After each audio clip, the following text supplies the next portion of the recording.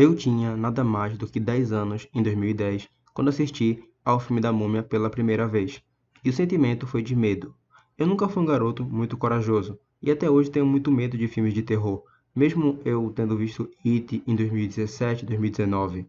E o único filme de terror que eu tinha visto na época tinha sido A Casa Monstro, o Wallace e Gromit, O Estranho Mundo de Jack, Coraline. A Noiva Cadáver eu nunca realmente terminei, né? Então não sei se conta tanto assim. Então a Múmia na época me deu muito medo. Mas depois de alguns meses eu continuei vendo e fui superando o medo. Então descobri que tinham outros filmes. E eu tentei ver o segundo, mas sempre acontecia alguma coisa e eu nunca conseguia ver ele completo. Ou eu começava do meio e não terminava, ou eu até conseguia ver o começo, mas parava no meio. Então só consegui ver esse filme de verdade em 2017. Mas eu consegui ver o terceiro filme inteiro repetidas vezes quando eu era criança. Então eu tenho nostalgia com o primeiro e o terceiro filme, mas não com o segundo. E eu achei ele bem ruinzinho. E mesmo quando o reassisti alguns anos depois, eu cada vez mais o achava pior. Contudo, todo mundo adora esse filme e odeia o terceiro. E eu nunca entendia direito o motivo. Mais sobre isso depois. Só que quando eu decidi criar esse canal, eu resolvi olhar para esse filme com mais atenção, até porque era para esse ser o primeiro vídeo do canal. Só que eu não tinha muita coisa para falar sobre o terceiro filme em si, então eu fiquei enrolando até que finalmente eu comecei a lançar os vídeos. E um bom tempo depois, eu resolvi trocar uma ideia com o Léo do Leologia para saber a opinião dele. E basicamente ele também acha que o terceiro filme é o pior, mas quando eu expus algumas ideias para ele, foi quando eu me dei conta de qual caminho eu deveria seguir para fazer esse vídeo. E não é como se eu fosse defender o filme como uma puta obra-prima subestimada em seu tempo, ou criticar os outros por serem obras problemáticas. É no mínimo um filme legal e bem divertido que a gente deveria dar mais crédito e que tem certos méritos bem importantes que não reconhecemos, que até coloca ele um degrau acima dos outros dois e talvez sendo o melhor filme da franquia. O whitewashing ou embranquecimento é basicamente a escalação de atores brancos para papéis que deveriam ser de atores que pertencem a outras etnias, ou mesmo colocar atores brancos como heróis, mesmo em histórias se passando em outras culturas ou país. E isso acontece pra caramba, que se eu fosse falar e problematizar todos os casos, iria ser muito demorado, demandando quase um vídeo inteiro só para isso.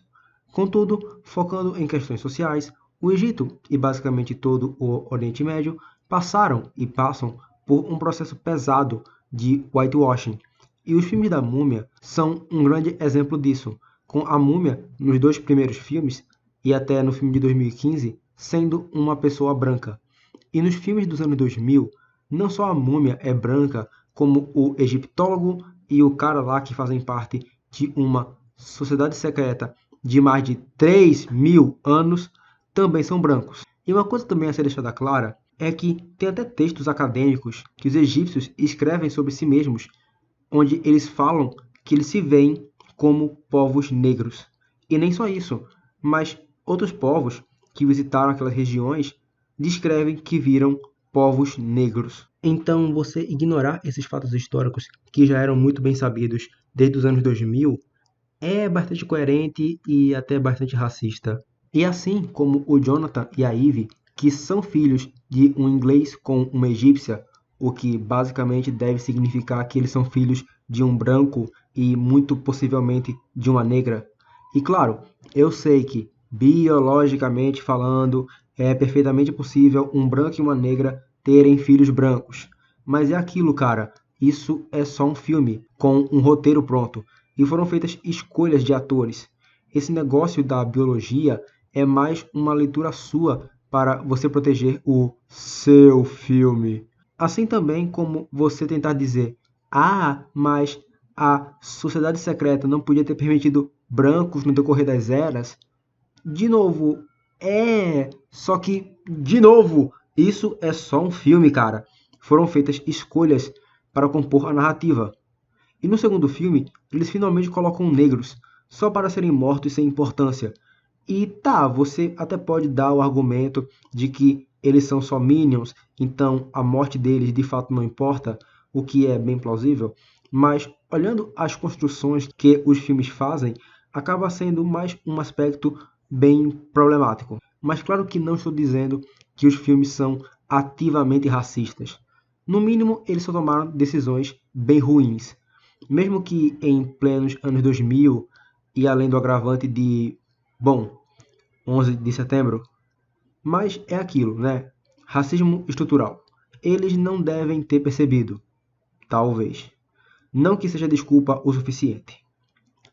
Existem também outros casos históricos de embranquecimento, como, sei lá, Jesus, Machado de Assis, Alexandre Dumas, que fez Os Três Mosqueteiros. Alexandre Dumas is black. E é só lembrar também daqueles desenhos bíblicos dos anos 2000, que passavam sábado de manhã, onde nem só Jesus, mas praticamente todo mundo é retratado como branco.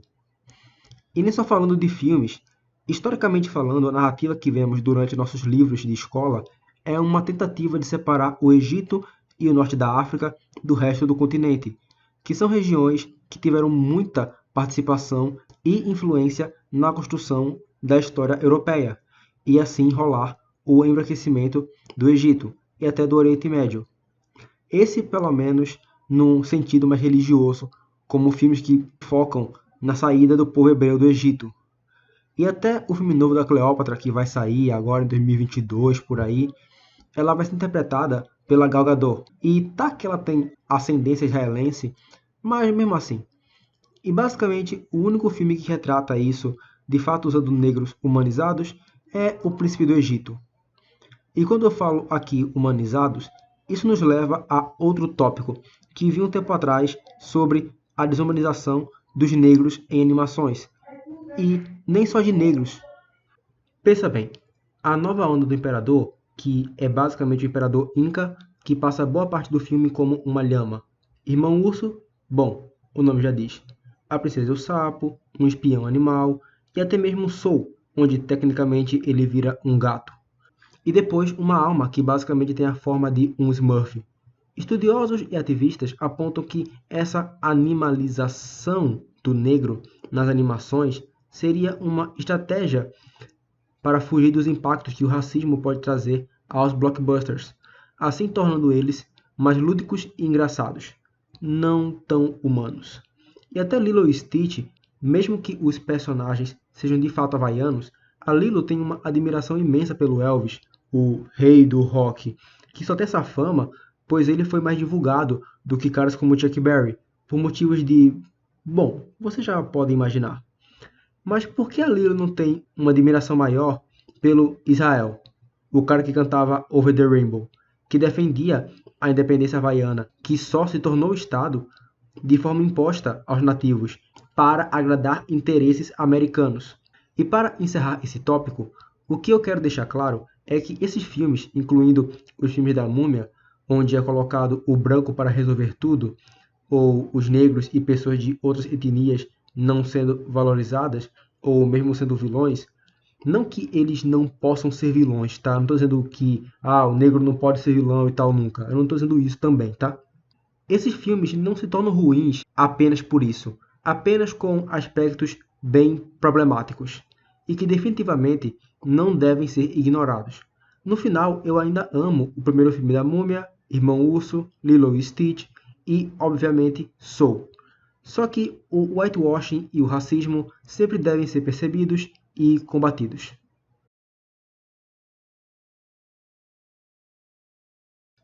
Enquanto o whitewashing é um bagulho bem perceptível durante os filmes da Múmia, mas que eu não vejo muita gente discutindo, para ser sincero, o fascismo, por outro lado, não é presente nos dois primeiros filmes e mal é explorado no terceiro, mas isso está lá em algum ponto. E como o Léo fala, falar mal de fascismo hoje em dia é sempre bom. E geralmente quando alguém fala de fascismo, é sempre falando do texto do Humberto Eco, O Fascismo Eterno, que não é um texto ruim, obviamente que não, e não desmerece os vídeos feitos. E eu quero começar essa parte com um trecho de um texto que eu li para um trabalho na faculdade. A história geralmente parece contar a simples história de pessoas, geralmente homens, realizando coisas importantes, geralmente batalhas. Até aqui, acho que já ficou bem claro certos pontos que eu quero focar. A ideologia fascista, como já dizia Humberto Eco, tem no seu cerne o heroísmo como a norma, o culto da ação pela ação, e tudo isso ligado ao patriarcado/machismo. E, usando o filme da Múmia como exemplo, e você até pode pensar nos dois primeiros com o imperialismo francês. Bom, assim, faria mais sentido que fosse o inglês, porque tecnicamente, pela sinopse, o Rick faz parte da Legião Estrangeira Francesa. Assim, faria mais sentido se fosse o exército britânico, para o racismo ficar mais coerente.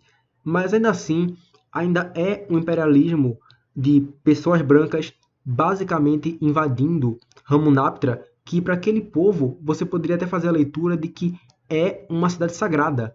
Então é basicamente o imperialismo francês invadindo uma cidade sagrada para um povo, por sinal, não branco.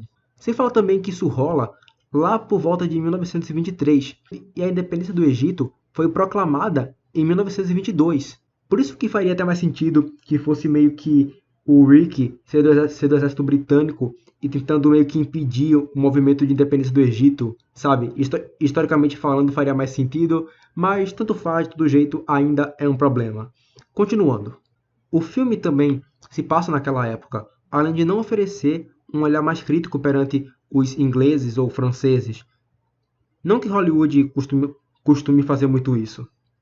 Mas no terceiro filme, o fascismo é um pouco mais visível, com os militares chineses tentando usar o imperador, ou seja, de um passado glorioso, para tentar trazer grandeza mais uma vez para aquela terra que foi tão afetada pela Segunda Guerra Mundial. É basicamente como se Mussolini tentasse reviver Júlio César para tentar trazer a glória para a Itália através de meios violentos. Mas claro, ainda existem problemas nesse filme, mas também qualidades, que é o que eu vou falar agora. Bom, boa parte do que vou falar aqui eu já toquei antes nos outros tópicos, mas agora focando no filme em si, um dos motivos que eu acredito que todos odeiem esse filme é porque ele não é exatamente a mesma coisa dos outros dois, o que é bom inclusive. Sem contar a saída também da atriz que fazia a Eve, talvez também tenha sido um fator. Mas o que é a Múmia? Então, o desafio, então. Salvar a donzela em perigo, matar o vilão e salvar o mundo. O primeiro filme é basicamente uma aventura com o sobrenatural e um pouco de horror.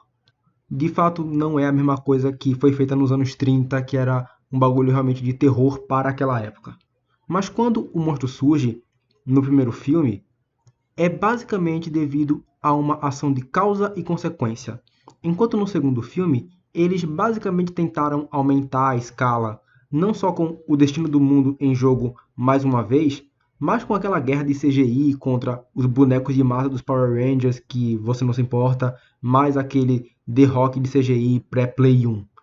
E eu não vou falar aqui do Scorpion Rei do The Rock porque ele já é uma outra parada e não importa muito aqui.